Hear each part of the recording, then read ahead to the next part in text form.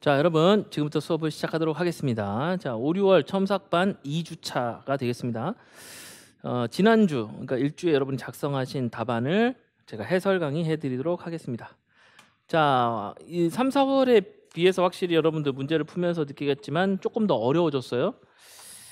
해석하거나 이런 부분들이 많이 없죠. 예전에는 해석하고 중작하고 이런 것들이 있었습니다. 물론 이제 뒤에서 그런 유형의 문제들은 또 보게 될 수 있습니다만 기본적으로 해석이나 요거보다는 여러분이 직접 문제를 바로 읽고 쓰는 연습으로 들어갔어요. 이제 그만큼 여러분들이 그동안 연습을 꾸준히 열심히 해 오셨기 때문에 좀 더 서술에 집중하는 그런 문제가 당분간 더 많이 나올 겁니다. 그래서 기본적인 정의를 쓰는 문제는 이전과 마찬가지로 출제가 되겠지만 또 서술형 직접적인 문제를 여러분이 분석하고 거기에 대해서 가장 올바른 답을 써내는 연습하는 것을 또 꾸준히 해 나가겠습니다.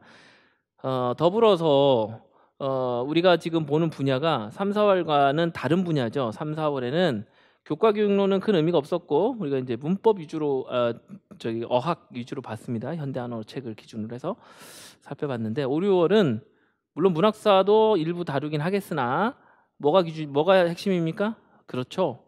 문법이 중요하죠. 그래서 어학하고 문법이 차지하는 비중이 전체 시험에서 절대 다수예요. 50% 이상을 차지합니다.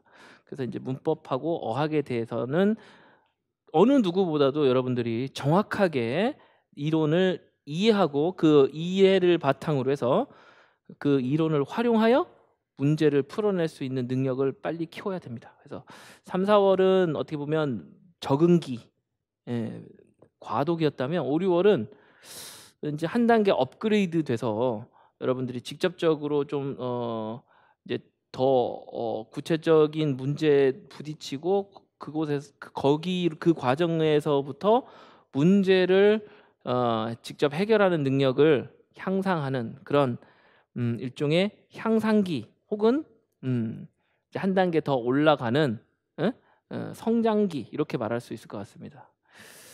자, 나중에도 계속해서 이어지는 과정에서는 한 번 더 심화시키고 그다음에 다양한 문제를 살펴보고 그다음에 실제 문제에 더 가까워지고 이런 과정을 통해서 우리가 발전을 하겠습니다만 그 단계가 모두 소중한 거예요. 여러분 이론도 열심히 공부해 주시고 그걸 바탕으로 해서 문제도 잘 풀어주시고 그렇게 해주시기를 다시 한번 당부드립니다. 자, 바로 그러면 1번 문제부터 들어가 보도록 하겠습니다. 자, 쥐즈가 뭐냐? 써라 이랬어요. 쥐즈. 쉬우면서도 어려울 수 있어요. 다만 쥐즈는 이전에도 살펴봤기 때문에 사실 뭐 새롭지는 않습니다. 자, 쥐즈에서 꼭 써야 될 정보가 있죠. 요게 들어가야 됩니다. 바로 딩뚠이에요. 딩뚠. 지아오따더. 요 지아오따더 딩뚠. 딩뚠이 있고요. 그다음에 이거 确定的语调 意义相对完整 요 세 가지죠. 语言单位, 语法单位 다 되고요. 뭐 우리 형태소에서 봤던 것처럼 위수도 语法单位 혹은 语言单位 다 되잖아요. 쥐즈도 마찬가지입니다. 그래서 첫 번째는 뭐야?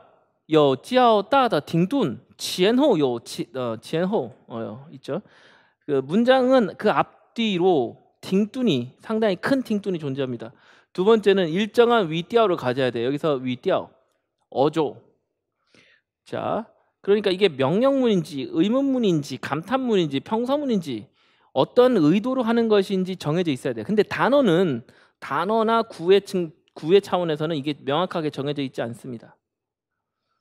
문장은 그러나 이것이 문장이 되거나 혹은 문장으로 만들어졌을 때는 말하는 사람의 정확한 의도 이것들이 문장 안에 포함되어야 돼요.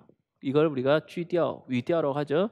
그 다음에 세 번째가 이이 상대 완전 상대적이라고 한 것은 구나 단어에 비해서 그런 거고요. 의미가 완전해야 돼. 즉 문장이란 것은 내가 하고 싶은 말을 덩어리째 만들어낸 거예요.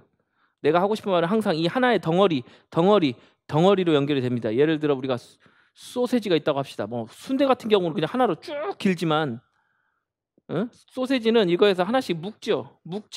조금 이따 묶죠. 하나씩 그렇게 묶인 게 문장이라고 보시면 됩니다. 그 문장인데 얘네들이 줄줄이 이어져 있어요. 그러면 또 하나의 전체적으로 큰 소세지가 되죠. 그 소세지의 느낌을 생각하시면 되겠습니다. 하나씩 묶여 있어. 하지만 앞뒤가 또 연결되어 있어. 그래서 비교적 완전한 의미를 갖는다고 했습니다. 이게 이제 이 세 가지에서요. 아시겠죠? 자, 다른 답도 한번 볼까요? 다른 답도 가능해요. 자, 어떤 답들이 있을까? 한번 볼까요? 자, 기본 단위다. 언어 운용의 기본 단위다. 맞아요. 그것은 단어나 구를 가지고 만듭니다. 이건 구조의 문제죠. 자, 그러면서 뭐 해야 돼요? 能表达 이거 완전的 意思. 이거 뭐야? 이相对完整的 요 부분이 이렇게 된 거죠. 3번입니다. 如告诉别人一件事提出一个问题. 자, 일반적인 서술이나 아니면 의문을 나타내거나 아니면 요구를 얘기하거나 제지를 하거나 아니면 감탄을 나타내거나 하여튼 뭔가를 나타내야 돼. 아시겠죠? 그게 이제 비교적 완전한 의미이자 이러한 요구가 뭐야? 바로 위띠아우라고 했죠. 여기서 위띠아우라고는 말을 안 썼을 뿐이지 위띠아우가 뒤에서 지금 나오는 겁니다. 그러면서 맨 마지막에 뭘 얘기하고 있어요? 찌아오 따더 딩뚠 있죠. 자, 요건 뭐야? 바로 여기 똑같은 말이죠. 똑같은 말. 그러니까 세 가지가 다 있는 거야. 지금 가운데 제가 너무 길어서 안 쳤는데, 뭐 요거 있잖아요. 요거는 다 뭐야? 이 사람이 무슨 의도로 하는지를 나타내는 바로 위띠아우죠. 보세요. 전혀 다른 자료를 제가 여기다 옮겨놨는데 표현도 다 다른 것 같죠. 하지만 그 순서도 다른 것 같지만 결국은 이거를 하나씩 분석해 보면 똑같은 얘기를 하고 있잖아. 그래서 쥐즈의 정의는 이 세 가지가 모두 들어가야 됩니다. 아시겠죠? 자, 그렇게 생각을 하고 정리를 해주시면 쥐즈의 정의에 대해서 훨씬 여러분들이 더 쉽게 기억하고 외우지 않을까 싶습니다. 자, 그 다음에 츠더 지엔레이 볼게요. 지엔레이. 야, 이거 시험 문제 정말 많이 나온 거죠? 지엔레이. 지엔레이. 겸류 현상. 자, 이 겸류라는 거는 겸류는 뭐예요? 겸하는 거죠. 류는 품사죠. 그래서 하나의 단어가 2개 이상의 품사를 가지고 있으면 겸류라고 합니다. 일종의 투잡을 생각하면 되죠. 자, 어떤 사람이 있는데 이 사람은 대리 기사도 하고 그 다음에 택배 배달도 한대요. 낮에는 택배, 밤에는 대리. 엔잡너네요.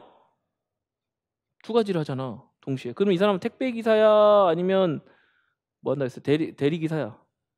택배 기사이기도 하고 대리 기사이기도 하죠. 다만 밤에는 아마도 대리를 하고 있을 거예요. 지금이 밤 12시야. 토요일 오후야. 그럼 대리를 하고 있을 것이고요. 지금 월요일 낮 2시야. 그러면 이 사람은 대리를 안 하고 아마도 택배를 하고 있겠죠.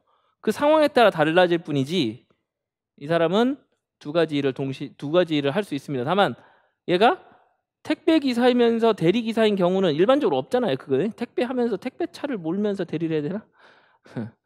그래서 이 사람이 2가지를 다 할 수 있지만 사실은 한 번에는 하나의 역할밖에는 못 합니다. 한 번에 한 가지 역할. 그러니까 둘 다 될 수 있지만 택배도 되고 대리도 될 수 있지만 어쨌든 지금 상황에서 이건 지금 대리구나. 지금 택배구나. 이거를 구분해 줘야 된다는 거예요. 그러니까 어려운 거죠. 이 사람 직업이 하나밖에 없어. 그냥 공무원이야.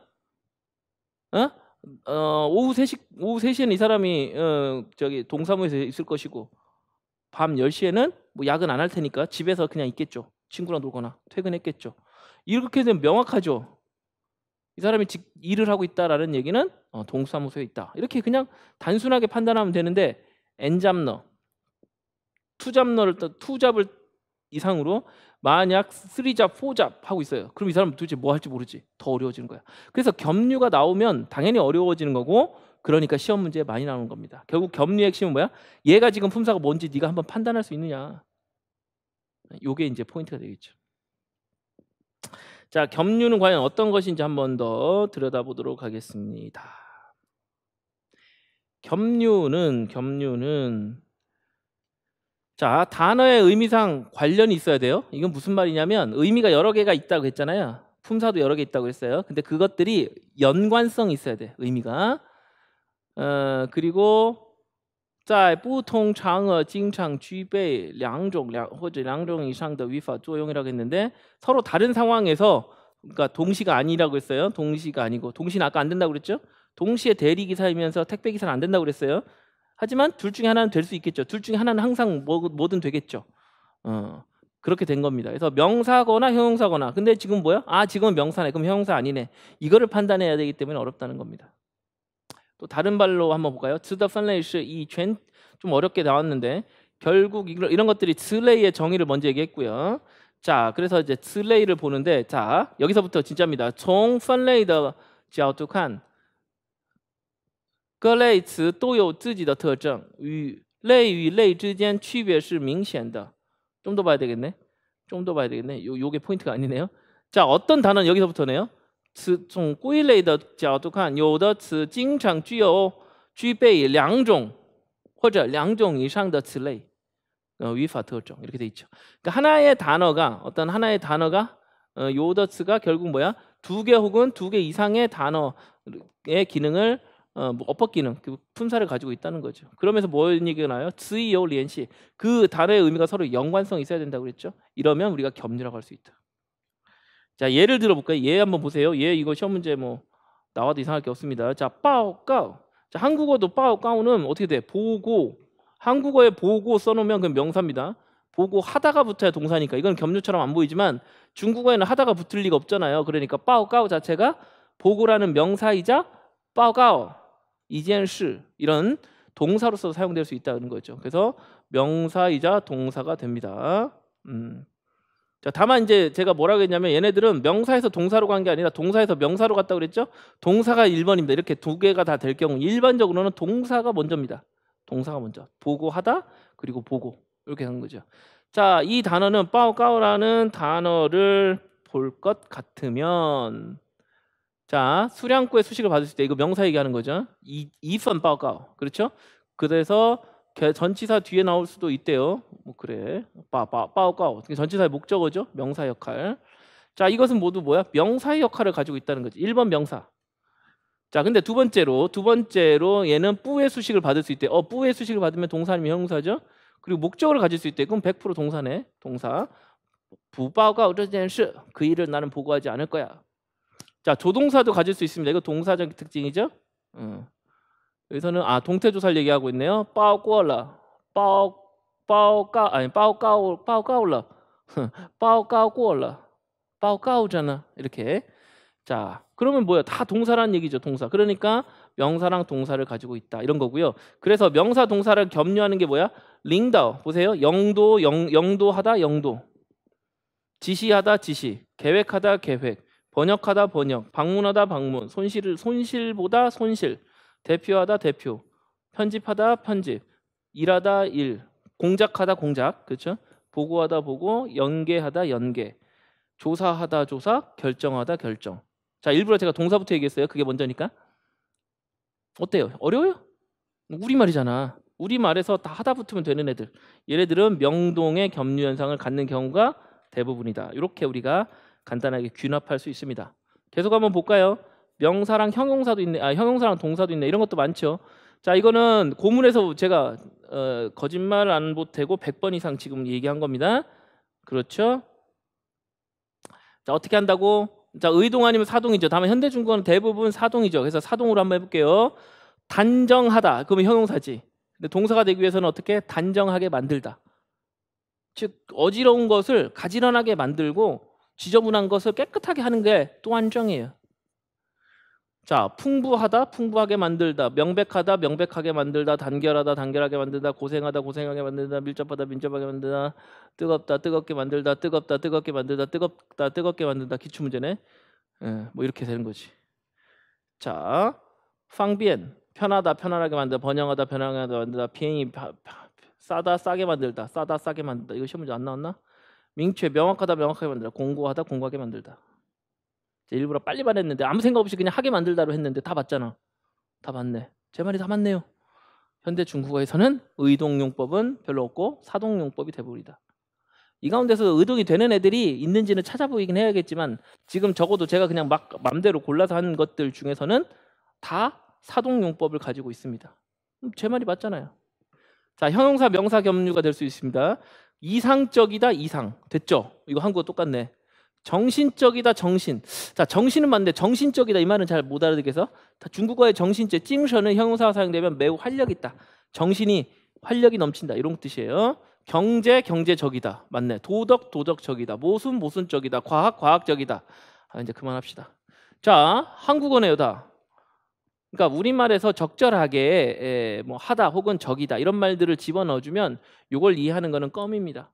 그러니까 겸류 현상을 너무 어렵게 생각하지 마세요. 한국 사람이라면 다 할 수 있어요. 이게 미국 사람이라면 이거 이해하는 게 얼마나 어렵겠습니까? 독일 사람 어떻게 이걸 이해해요? 진짜 엄청나게 공부 많이 해야 되겠죠? 근데 한국 사람인데 어떻게 이걸 이해 못 해요? 한국어인데 뒤에다 뭐만 잘 붙여 주면 되는데? 예? 뭐뭐 하다, 뭐뭐 하게 만들다, 뭐뭐 적이다. 이거를 붙이는 게 어려우면 공부를 그만둬야지. 안 어렵잖아. 다만 여러분이 직접 할 때는 잘 안 되는 건 사실이에요. 그건 어떻게 돼? 반복적으로 해야죠. 저도 처음부터 잘 됐겠습니까? 아니죠. 저도 처음에는 이게 왜 그러지? 막 머리 아팠었어요. 그러다가 아하, 우리말을 이렇게 좀 바꿔주면 된다. 지금 제가 보여드린 그 스킬을 제가 스스로 터득했어요. 그러고 했더니 아무것도 안 어려워. 그리고 의동이고 사동이라는 용어를 나중에 알고 됐어. 이게 그거구나. 여러분은 다 배웠잖아. 그러니까 다 할 수 있어요. 대신 여러분이 직접 이것을 해석해보고 하나씩 해보는 노력과 그 정도는 해야죠. 그 정도는 어차피 한국어인데 그 정도는 해야죠. 그거 하면 어떻게 돼요? 겸류 현상은 아주 쉬워지게 되는 겁니다. 물론 지금 여기서 나온 거 말고 한국 사람들이 좀 이해하기 어려운 겸류도 있을 수 있습니다. 100%다 한국 사람이 완벽하게 겸류를 이해할 수 있다라고 말한 것은 아니에요. 하지만 지금 여기 나온 거 제가 일부러 특정한 걸 고른 게 아니라 대표적인 겸류를 그냥 모아놓은 거예요. 중국 사람이 소개한 자료를 그대로 옮겨놓은 건데 어떻습니까? 우리말로도 그대로 맞잖아요. 이 정도 맞으면, 이 정도 싱크로율, 이 정도 정확도면 지금 거의 최소 90%죠. 아무리 보수적으로 도 그럼 못할 게 뭐 있습니까? 그럼 못할 게 뭐가 있습니까? 내가 사격 선수야. 그냥 대충 쏴도 10발 중에 9발 들어가는데 뭐가 걱정입니까? 한 발만 조심해서 쏘면 되죠. 그럼 금메달 따겠네. 그러니까 이렇게 여러분들이 단순하게 생각하고 다만 그것을 정말 그런지 해보는 여러분의 힘으로 그것을 해결하는 그 과정이 여러분들이 넘어야 될 아주 낮은 산이에요. 높은 산도 아닙니다. 이것도 안 넘으려고 하면 안 되겠지. 자, 그래서 여러분들이 찬찬히 제 얘기만 듣고 아 그런가 보다 하고 넘어가면 나중에 보면 또 몰라요. 그래서 제가 일부러 빨리 한 것은 이거는 이해시키려고 한 게 아니에요. 그냥 보여주면 기계적으로 그때 다 되네? 그럼 여러분이 찬찬히 해보면서 차분하게 이것을 잘 정리하는 노력이 꼭 필요하다 이 말씀입니다. 자, 3번 꼬스파 볼게요. 꼬스파는 길게 설명할 건 없고요. 바로 꼬는 뭐야? 지혜 꼬 구성하다, 구조하다, 만들다, 결합하다, 결성하다 이거죠. 쓰는 단어죠. 그러면 단어를 구성하는 방법 이게 바로 꼬스파입니다. 맞죠? 그래서 构成词语的方法 构词法 그걸 바꾸면 构词法是用语速构成词的组合规则라고 얘기했는데 그렇죠? 결국 단어를 구성하는 기본 성분은 형태소죠. 위수니까 위수를 가지고 단어를 만드는 방법이다. 뭐 이 정도 간단하게 써도 충분하겠습니다. 이 개념을 알고 있는지만 물어보는 거예요. 여기서는 뭐 더 복잡하게 뭐 할 필요 없고 예를 들 필요도 없어요. 물론 예를 들면 길어지죠. 꼬스파의 종류들은 엄청 많습니다. 그래서 이제 합성어 라든지 뭐 단순어, 파생 막 이렇게 가면 뭐 여기 다 쓸 자리가 없죠. 자, 이 정도 보도록 넘어갈게요. 2번 볼게요. 다음은 자 이거 상당히 여러분이 답을 쓰면서 어려웠을 겁니다. 물론 책에 나와 있는데 책에 나와는 있습니다만 이거가 도대체 뭐지? 상당히 어렵게 느꼈을 거라고 생각이 듭니다. 아무리 수업 시간에 들었다 할지라도. 자, 아주 자세하게 설명을 해드릴 테니까 우리 첨삭반 수강생들을 위한 보너스 타임이라고 생각하시고 잘 들어보시기 바랍니다. 물론 새로운 얘기는 없어요. 뭐 1월 달부터 내내 하던 얘기인데 그것을 좀 더 정교하게 심화시켜서 설명을 드리겠다는 얘기예요. 자, 2-1에 보면 일단 이 문제 전체는 지위가 있느냐 없느냐 이걸 판단하는 거고 있으면 거기에 대해 설명하는 거죠. 없으면 그냥 없다 끝. 있으면 있다. 어떤 의미 근데 이것은 이런 의미와 저런 의미가 있다. 혹은 뭐 어떠한 이유에서 지위가 발생됐다. 이것을 명확하게 밝혀주면 되겠죠. 자, 2-1 보면 吃的吃喝的喝이랬어요. 吃的吃喝的喝. 자, 吃的吃喝的喝자, 해석을 어떻게 하느냐? 한국어를 어떻게 해석하냐? 두 가지 해석이 가능합니다.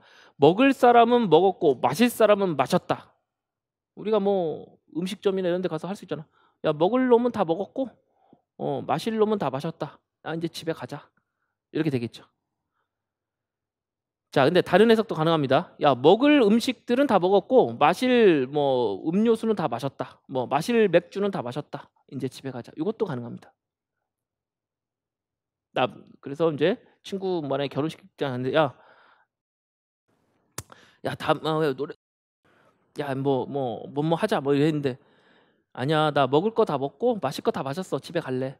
이러면 다 이건 내가 하는 행동이야. 하지만 먹을 거, 음식 다 뷔페 가고 맛있는 거 다 먹고 또 맥주 먹을 거 다 먹었어. 나 이제 그만 먹을래, 갈래. 이러면 음식이나 음료수가 되죠.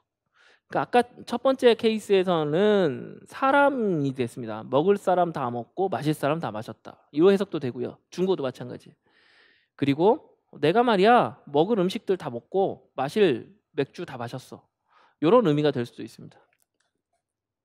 그래서 요 지, 吃的喝的既可以是诗事也可以是收事. 그래서 주티 혹은 또이샹 이렇게 풀 수도 있습니다. 자, 이거 왜 그런지 설명을 드리도록 하겠습니다. 자, 이게 중요해요. 잘 보세요. 자, 제가 1월달 첫 시간부터 뭐라고 말씀드렸냐면 문장에서 제일 중요한 건 동사고 동사는 두 개의 명사랑 결합이 된다고 그랬습니다. 그래서 문장에서 동사를 집어갖고 잡아당기면 두 개의 명사가 따라온다고 그랬죠. 하나 앞에 있는 거를 우리가 주어라고 말하고 뒤에 있는 거를 목적어라고 말합니다. 이러한 현상은 중국어, 일본어, 독일어, 스와힐리어, 따갈로어, 인도어, 힌두어, 스페인어 다 모두 마찬가지라고 말씀드렸죠. 전 세계 언어가 다 그렇습니다. 자, 그래서 요거 이제 위치만 다를 뿐이지 개수는 똑같아요. 한국어 잡아당기면 이렇게 됩니다. 그러면 오늘의 동사는 츠란 말이야. 츠, 맨 처음 앞에 츠인데, 자, 츠더라고만 돼 있는데 츠라는 동사만 나왔어요. 그러면 동사 앞에 그리고 동사 뒤에 뭔가 매달려 있어야 될 거야. 뭐가 매달려 있을까요? 뭐가 매달려 있어?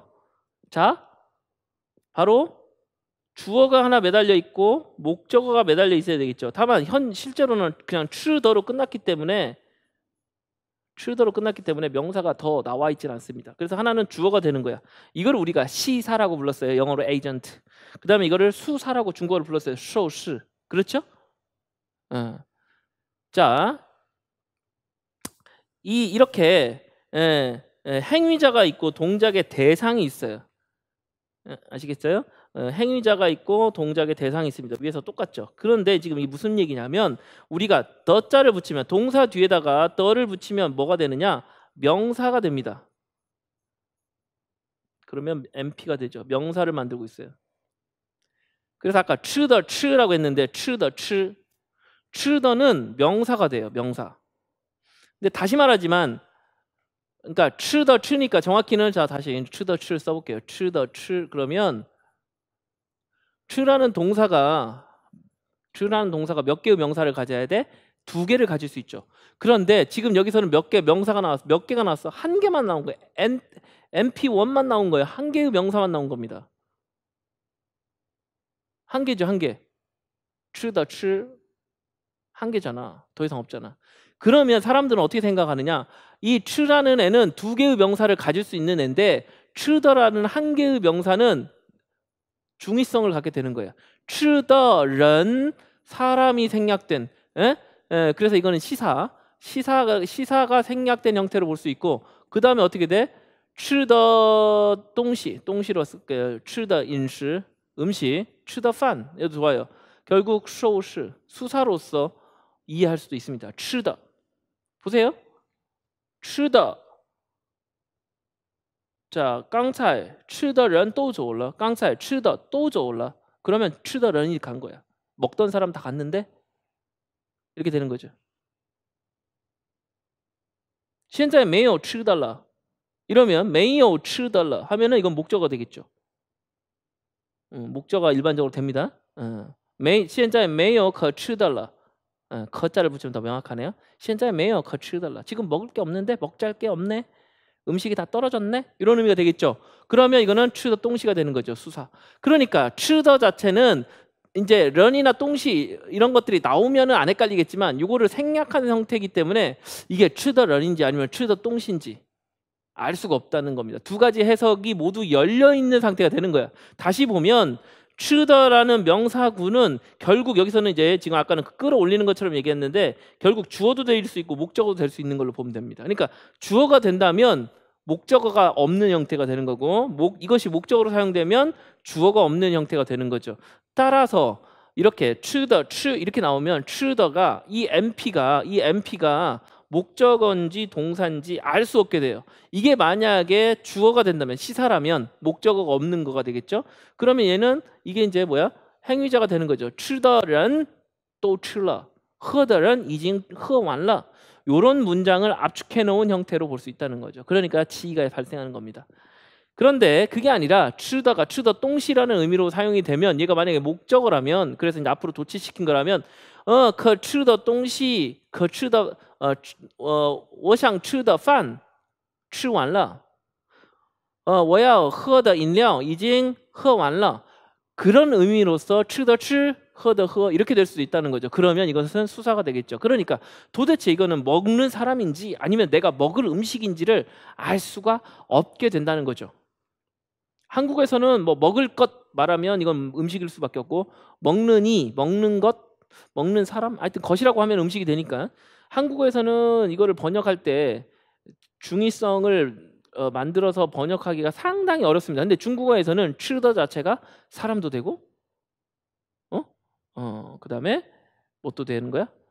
먹는 대상 음식도 될 수 있기 때문에 중의성이 발현되는 것이죠. 그런데요, 라이 한번 볼까요? 라이. 이제 라이를 보면 라이는요, 이 라이더 라이, 취더 취. 이제 요 라이를 한번 볼게요. 근데 라이는 좀 달라. 뭐냐면 라이라는 동사는 이렇게 시사와 수사를 모두 갖는 애가 아닙니다. 자, 라이를 보면 라이는 주어수로 목적어 같나요? 목적어가 오긴 와. 근데 이 목적어는 뭐 해야 돼? 장소 목적어만 가능해요. 예를 들어 我来学校 이건 말이 되지만 我来苹果 이건 말이 안 되죠. 我来桌子 말 안 돼요. 我来 뭐가 될까? 我来课本 말 안 되죠. 근데 我来 아까처럼 学校我来韩国我来运动场我来图书馆 이거 다 말이 되죠. 왜? 장소가 오니까. 그러니까 얘는 특이하게 뭐가 돼? 시사가 되거나 그러니까 이제 주체가 되거나 또는 장소가 될 수 있습니다. 장소. 그러면 장소로서 지위가 발생하면 이것도 지위가 있을 수 있는데 라이더라는 것은 라이더 띠팡이라는 의미로는 사용될 수가 없어요. 라이더 띠팡 라이, 취더 띠팡 취. 올 장소는 다 왔고 갈 장소는 다 갔다? 이게 무슨 말이야? 무슨 말이지? 이거는 그 말 자체가 성립하지 않는 거예요. 그래서 라이더가 라이더 장소라는 의미가 성립하면 되게 이것도 지위가 생길 수 있지만 여기서는 라이더는 그냥 라이더런 밖에 안 된다는 거죠. 선택이 그러니까 원칙적으로는 가능성으로는 두 가지 다 올 수 있는데 주체와 장소가 올 수 있는데 실제로 라이더 자체가 라이더라는 말 자체가 장소로 사용될 가능성은 0%다. 따라서 주체로밖에 이해 안 되니까 얘는 주체로밖에 이해될 가능성이 없는 거죠. 그러니까 여기서는 주체로밖에 해석이 안 되니까 지위가 발생한다 안 한다? 안 한다. 아주 쉽죠. 자, 그러면 마지막으로 다치오를 보도록 하겠습니다. 다치오. 다치오도 지위가 발생하지 않아요. 자, 다라는 동사를 볼까요? 똑같아요. 항상 같습니다. 다라는 동사는요, 이런 동사예요. 주어도 가질 수 있고 목적어도 가질 수 있습니다. 당연하죠. 我打球,我打你,我想打电话 목적어 같잖아. 아주 자연스럽게. 뭐 장소 이런 거 아니죠? 그냥 일반적인 대상 목적어를 갖습니다. 그러니까 아까 봤던 추랑 똑같은 애야.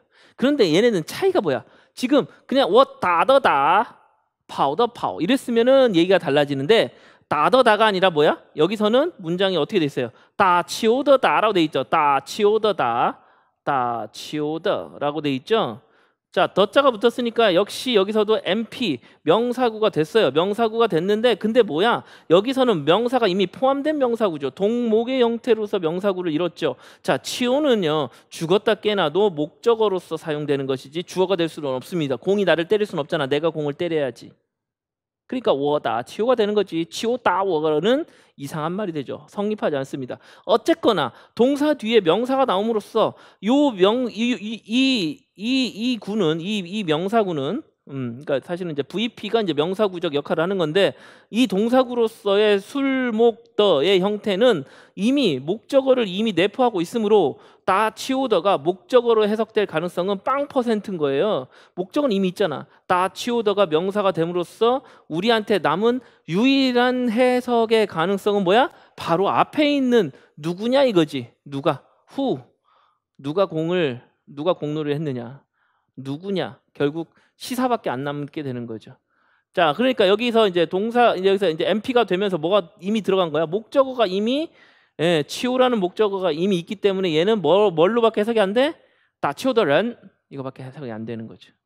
그래서 다치오더런 이징 다치오了，跑步的人已经跑完步了，我们各自回家去吧，明天见，再见。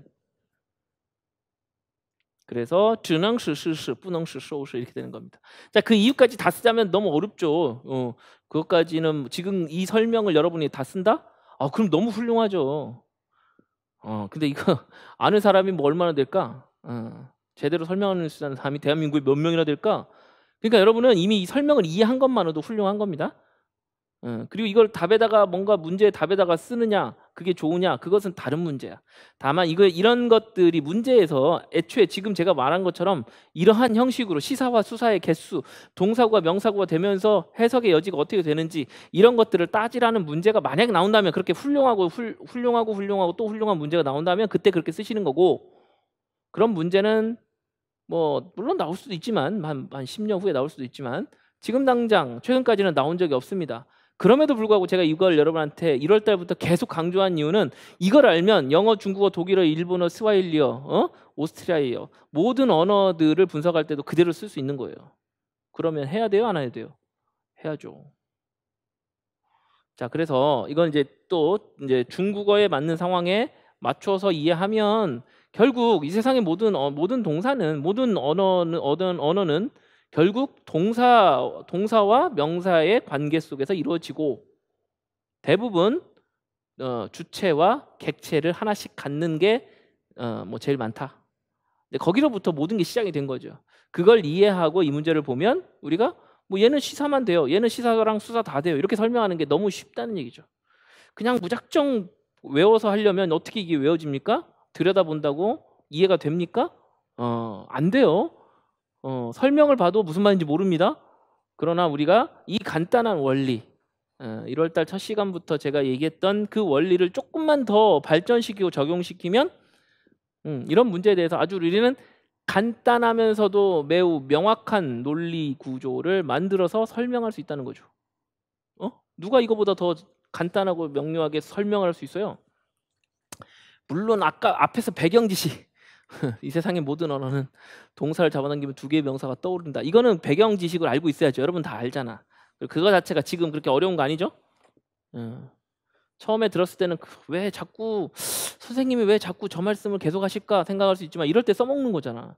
어때요? 1월부터 열심히 몇 개월 계속 반복해서 했더니 독해에서도 했더니 이 말이 그렇게 어렵지 않게 느껴지잖아. 그러면 여러분은 지금 저와 함께 성장하고 있는 거죠. 자, 요 정도 보고요. 2번 문제가 어떻게 보면 제일 까다롭고 어려운 문제였는데 여러분 잘 넘어왔습니다. 물론 답을 틀렸다 말했다가 중요한 게 아니라 제 설명을 이해했다. 그러면 그걸로 충분한 겁니다. 자, 3번 볼게요. 자, 이것도 좀 어렵죠. 일단 3번 문제부터 어렵네요. 合乎语法结构规则是句子成立的前提。 어법에 부합하느냐라는 것은 어법 규칙에 부합하는 것은 문장의 성립의 전제다. 말이 어려운데 결국 문장이 성립되기 위해서는 반드시 어법 규칙이 지켜져야 한다라는 뻔한 얘기입니다. 그걸 좀 멋있게 했죠. 但合乎语法结构规则的句子不一定都是恰当的. 그러나 어법 규칙에 맞았다고 이 문장이 모두 다 올바른 문장이냐? 그렇게 말할 수는 없다. 규칙만 맞다고 모든 게 맞느냐? 아닐 수도 있다. 有些合乎语法规则的句子在现实语言交际中确实不合理的请回答 블라블라. 자, 그래서 실제로 보면 어법 규칙에는 맞는 것 같지만 실제 생활에서 이상한, 듣기 어색한, 뭔가 이상한 부자연스러운 표현들이 있기 마련이다. 자, 이거는 상당히 어려운 문제입니다. 아직까지 시험 문제에서 이런 문제, 이런 스타일의 문제는 잘 나온 적이 없습니다. 2번도 안 나왔지만 3번도 마찬가지예요. 3번 스타일은 아예 없진 않아. 그러나 쉽게 나오긴 어려운 건데, 또 알고 보면 파신하고 파밍의 문제니까 이건 한국어 문제이기도 하죠. 발견했다와 발명했다의 차이를 아느냐 모르느냐 이건데, 그러니까 외국 사람 같으면, 물론 외국 사람도 이거를 잘 번역을 하면 발명과 발견 이렇게 번역을 잘하면 알 수는 있겠지만, 외국 영어에서는 아예 발명하다와 발견하다의 스펠링 자체가 완전히 상관없이 다르잖아요. 근데 이제 한국어나 일본어나 중국어에서는 동일한 바로 똑같은 발이라는 한자를 쓰죠. 발견, 발명. 그러니까 헷갈려. 생긴 게 비슷하니까. 그리고 발명과 발견 자체가 또 구분하기 헷갈리는 요소가 있죠. 그러니까 이런 것들이 시험 문제 나올 수 있죠. 그래서 알고 보면 이건 국어 문제이기도 합니다. 한국어의 발명과 발견의 차이를 설명하시오. 그럼 여러분 이렇게 똑같이 해야 돼요. 다만 지금 여기서 지금 먼저 깔고 있는 얘기는 뭐냐면, 우리가 주어, 수어, 목적어 등의 어순이 문제가 없더라도, 그러니까 지금까지 시험 문제는 보통 뭐예요? 어순에 문제가 생긴 걸 우리가 바로잡는 형식의 문제가 제일 많죠. 근데 여기서는 전혀 문제가 없어요. 동사는 동사 자리에, 명사는 명사 자리에, 뭐 각각 품사들이 문장 성분에 따라서 정해진 위치에 다 들어가 있어요. 그러면 문법 규칙에 모두 들어맞는 말이에요.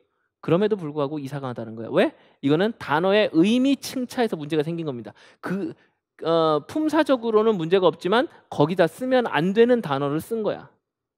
그리고 그것이 공교롭게도 발명 발견입니다. 그래서 이제 문제 자체는 어렵지만 발명 발견으로 가면 한국어니까 이것도 어렵다고 말할 수 없죠. 자, 중국은 세계에서 처음으로 화약을 발견했다. A 해석이었고요. B 해석은 중국은 처음으로 세계에서 화약을 발명했다. 뭐가 맞아요? 당연히 발명이 맞죠. 중국의 4대 발명 중에 하나고, 사실 화약이 이 인류의 모습을 얼마나 많이 바꿨습니까? 그렇죠? 자, 어쨌든요, 이 화약 때문에 전쟁도 나고, 그렇죠? 달에도 가고, 화약이 많은 일을 했습니다. 여기서부터 시작이 됐는데, 그래서 이제 인류의 4대 발명 중에 하나죠. 그래서 우리가 발명이라는 것을 다 알고는 있지만, 발견과 발명은 차이는 뭐야? 발견은 이미 있는 것을 나중에 있다는 사실을 뒤늦게 안 거고요. 발명은 뭐야? 없는 것을 만들어낸 거죠. 창의적으로. 없던 걸 만드는 게 발명이죠. 발명가와 발견가는 다르죠. 자, 그래서 답은 B인데 이걸 어떻게 설명해야 되느냐, 이 문제인데, 이제 문제에서 요구하는 대로 따라가 봅시다. A와 B의 어법 구조상의 공통점을 쓰래요. 공통점. 자, 그래서 중요한 말은 뭐야? 위파 지혜꺼우. 지혜꺼우는 뭐야? 지혜꺼우 나오면, 구조라는 말이 나오면 구조는 항상 어떻게 해서? 쪼개라, 잘라라, 분석해라, 나눠라, 이렇게 하라고 했죠. 자, 쪼개보면 됩니다. 하나씩 어떻게? 문장 성분대로. 자, 例句 A 与 B 在语法结构上完全一致. 어법 구조상으로 공통점. 아예 다 똑같아. 뭐가 똑같아? 그 순서, 배열 순서. 주어, 그 다음 부사어, 그리고 수어, 그리고 목적어의 어순으로 되어 있다. 모두 다 마찬가지죠. 중국이 주어고요. 在世界上, 이게 부사어죠. 자, 그래서 우리가 문장 성분 분석법 오래간만에 해보면, 주어는 이렇게 주어 두 줄이죠. 그 다음에 farming 동사고요. 목적어 밑줄, 목적어 이렇게 이렇게 할 수가 있겠네요. 됐나요? 그리고 在世界上, 이거는 부사어죠. 最早도 부사어네요. 자, 이렇게 되겠죠. 그래서 주어, 부사어, 동사, 그 다음에 목적어, 이렇게 요 순서로 모두 다 배열되어 있습니다. 위도 마찬가지죠. 당연하죠. 파밍 자리에 파신만 있을 뿐이니까. 그래서 이 어순은 중국어의 일반적인 어순에 그대로 부합한 아주 문제없는 문장입니다. A, B 모두 다 같다는 거죠. 자, 뭐 채점 기준도 있어요. 여러분들 이제 혼자 채점을 하시거나 할 때 이렇게 기준을 삼아서 제가 설명을 드렸으니까 아까 말씀드린 내용에 다 들어 있습니다. 뭐 해서 참고해서 보시기 바라고. 자, 3-2 볼게요. 자, 이 문제 핵심 문제입니다. 자, 과연 이것이 왜 그러면 하나는 맞고 하나는 틀린지, 그리고 그것은 왜 그런지를 써라라는 건데, 볼까요? 虽然例句 A 与 B 的语法结构完全相同，但是呢 A 是不恰当的 ，B 是恰当的句子。这是因为数并之间字义之间뭐죠? 즈가 왜 들어왔지? 之间在语上有能否搭配之分 이라고 했는데 之间 이 즈자가 왜 들어갔지? 之间在语上여기서는 이 즈가 아니라 여기 아니고요. 在在数并之间在语上有能否搭配之分 뭐 여기서 굳이 쓰자면 짜이를 쓰거나 뭐 빼거나 그냥 빼거나 해야 되겠네요. 쯔는 아니죠. 자, 이것은 술목 사이에 의미적으로 과연 따페이가 되느냐 안 되느냐의 차이에 달려 있다 이런 뜻입니다. 따페이 여부라는 거예요. 따페이 위포 이렇게 써도 되겠죠. 详细说明如下 해가지고 所谓发明是本来有的 그러니까发现 발견은 우리말을 그때 똑같잖아. 발견이죠. 물론 이제 그냥 쓰면 발현인데 발견이라는 글자죠. 발견으로 바꾸면 되겠죠. 원래 있는 거다. 근데 还没有被人知道 사람들한테 알려지지 않았을 따름이야. 혹은 찾아지지 않았을 따름이야. 그런데 결국 나중에 后来有人找到了这就是发现但是呢所谓发明呢世界上本来就没有 그러다가 어떻게 돼요? 后来被人制造出来 制造은 뭐야? 제조죠. 누군가 그것을 제작, 만들어냈다는 것입니다. 없던 물건을 만들어낸 거죠. 그러니까 스마트폰은 발견이 아니라 발명이라고 우리가 하는 거죠. 자동차도 발명이죠. 그렇죠? 자, 그래서 지금 보시면 在例句中的火药不止已经存在的客观事物 화약이라는 것을 인위적으로 결합해서 이제 화합물을 섞어서 제조한 것이잖아요. 그러니까 그거는 이미 있는 거를 발견한 게 아니지 라고 말할 수 없는 거죠. 而只通过研究制造出来的新的事物, 신事物, 새로운 사물입니다. 그러니까 파밍은 火药랑搭配할 수 없고 파밍은 할 수 있고 파시에는 그럴 수 없다. 이게 마지막이 포인트죠. 혹은 그렇기 때문에 뭐 목적어 호야오가 목적어일 경우에 파시엔만 파시엔은 안 되고 파밍만 가능하다. 뭐 그렇게 바꿔도 됩니다. 미세한 차이는 상관이 없어요. 뭐 참고 자료로도 추가적으로 있는데 이렇게 되는 거죠.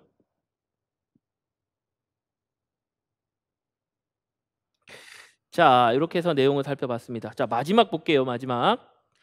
대단원의 마지막인데 이거 제가 몇 년 전에 냈던 문제 그대로 놓은 건데요. 놀랍게도 실제로 시험 문제 그대로 나왔습니다. 예상적중, 성견지명, 천기누설. 오케이? 야우스런니랜더고 아주 유명한 구절이기도 합니다. 자, 야우스런니랜더고는 자 볼까? 야우스는 뭐야? 물어 죽였다. 니에러는 뭐야? 헌터죠, 헌터. 뭐야? 우리말로 사냥꾼. 사냥꾼의 개를 물어 죽였다. 뭐 이렇게 되는 겁니다. 근데 이제 우리말로 그렇게 해석하면 하나밖에 해석밖에 안 되고요. 중국어로는 두 개의 해석이 있습니다. 다시 한번 보면 야우슬런 예런더거우가 이렇게 되는 거죠. 구조적으로 봤을 때 얘가 동사고 니에런더거우 이게 목적어라면 그렇죠? 술목 구조가 되면서 뭐야? 사냥꾼의 개를 물어 죽였다. 아까 처음 해석한 것처럼 그렇게 해석되는 거죠. 여기에 뭐가 들어갈까? 타이거. 뭐 호랑이가 개를 물어 죽였는데 그 개가 뭐야? 사냥꾼의 개야. 이런 식의 예문이 될 수 있죠. 이거는 주어가 생략된 형태겠죠. 이게 이제 첫 번째 이해가 될 수 있습니다. 첫 번째 경우입니다. 그런데 이제 두 번째 경우는 뭐냐면 두 번째 경우는 구조가 달라져요. 이건 지우고 다시 해볼게요. 야우스런니에런더 고 이거 전체가 수식어고 얘가 수식을 받는 명사입니다. 이건 목적어도 될 수 있고 주어도 될 수 있는데 그냥 명사구로서 이게 존재하는 거죠. 이게 명사. 그 다음에 이거는 관형어. 이렇게 되는 거죠.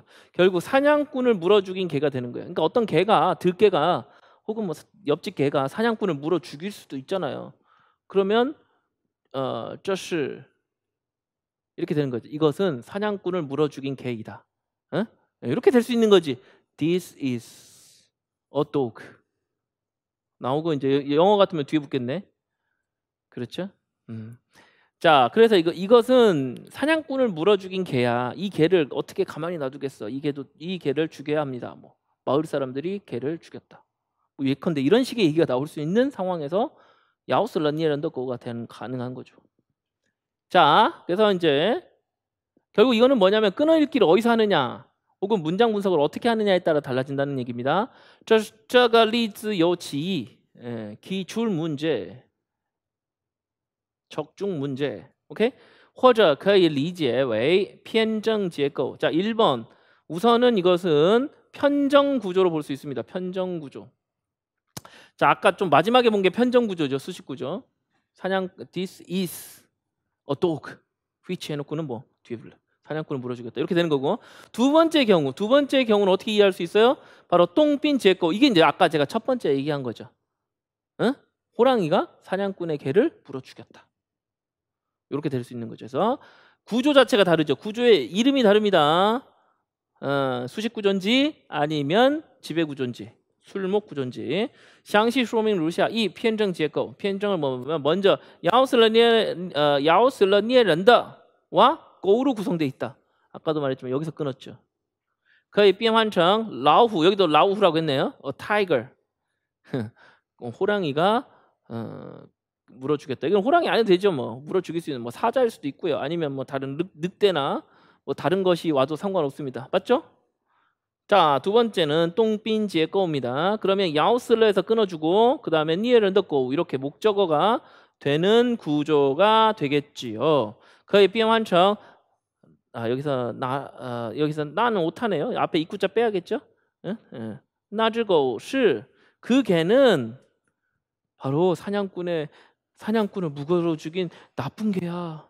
이런 의미가 됩니다. 그래서 지위를 구별할 때 지금과 같이 제가 제시한 방법대로 이렇게 하면, 특히 구조가 다를 경우에는 구조의 이름을 쓰고 각각의 구조에 따라서 어떤 의미가 있는지, 그리고 각각의 구조는 어떻게 구성이 되는지 그 각각의 구성 성분을 정확하게 적어 주신다 그러면 아주 좋은 답이 될 수 있습니다. 아시겠죠?